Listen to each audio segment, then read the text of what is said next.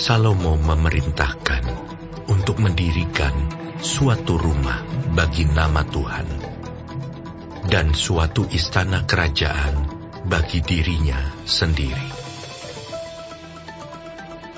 Dan Salomo mengerahkan 70.000 kuli, 80.000 tukang pahat di pegunungan, dan 3.600 mandur untuk mengawasi mereka itu.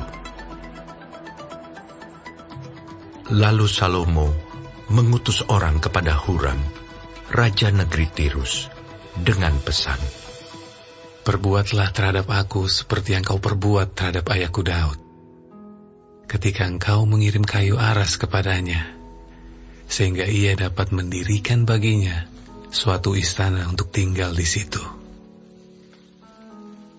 Ketahuilah, aku hendak mendirikan sebuah rumah bagi nama Tuhan Allahku, untuk menguduskannya bagi dia, supaya di hadapannya dibakar ukupan dari wangi-wangian, tetap diatur roti sajian, dan dipersembahkan korban bakaran pada waktu pagi dan pada waktu petang, pada hari-hari Sabat dan bulan-bulan baru, dan pada perayaan-perayaan yang ditetapkan Tuhan Allah kami.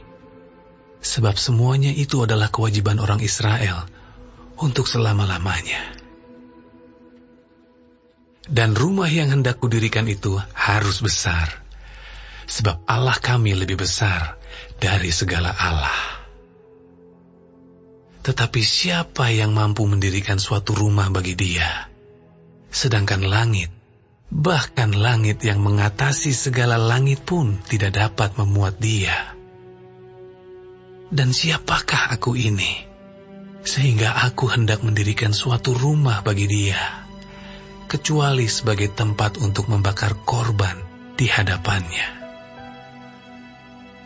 Maka sekarang, kirimlah kepadaku seorang yang ahli mengerjakan emas, perak, tembaga, besi, kain ungu muda, kain kirmizi, kain ungu tua, dan yang juga pandai membuat ukiran, untuk membantu para ahli yang ada padaku di Yehuda dan di Yerusalem, yang telah ditunjuk ayahku, Daud.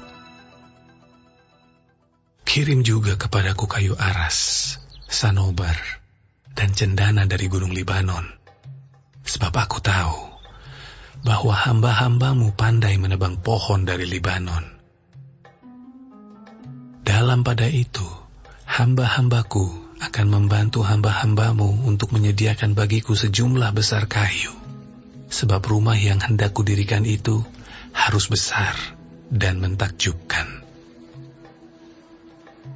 Dan untuk tukang-tukang yang menebang pohon, kuberikan gandum 20.000 kor, jelai 20.000 kor, anggur 20.000 bat, dan minyak 20.000 bat, sebagai bahan makanan bagi hamba-hambamu itu."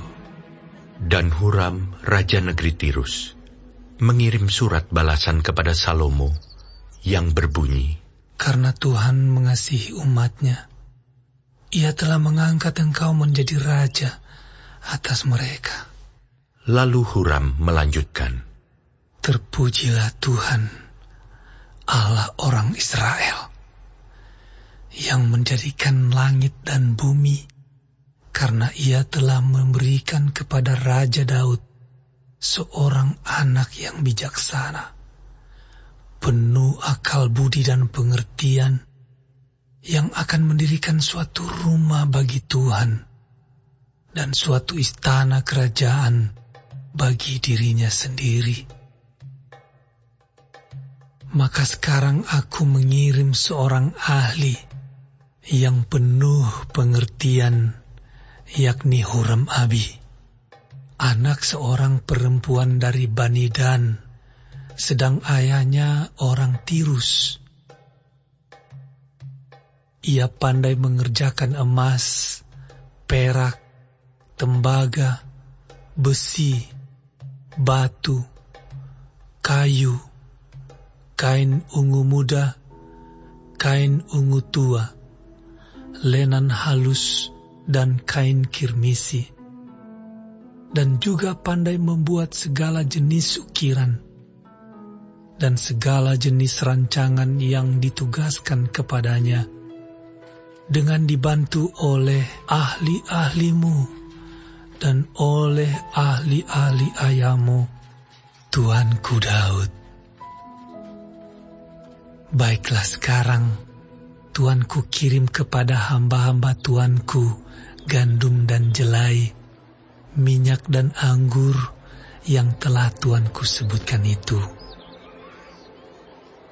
Dan kami akan menebang kayu dari gunung Libanon sebanyak engkau perlukan, dan membawanya kepadamu dengan rakit-rakit melalui laut sampai ke Yafo, dan engkau dapat mengangkutnya ke Yerusalem.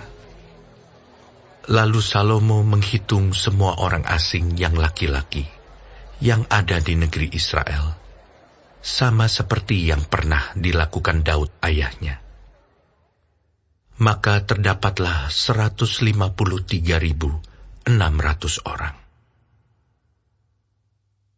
Dan dari antara mereka, 70.000 orang dijadikannya kuli, 80.000 orang tukang pahat di pegunungan, dan 3.600 orang mandor yang harus menyuruh orang-orang itu bekerja.